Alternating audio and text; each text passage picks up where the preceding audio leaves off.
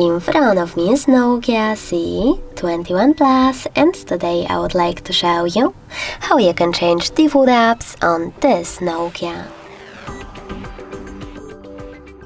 First of all, go into Play Store and install your new defaults. I will go with some SMS app. For example, this one. When your app is ready, you need to go into Devices Settings.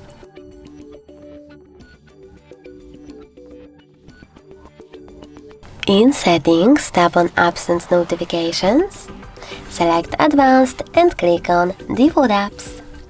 Finally, just tap on one of those sections, in my case SMS app, and tap on the app that you wish to set up.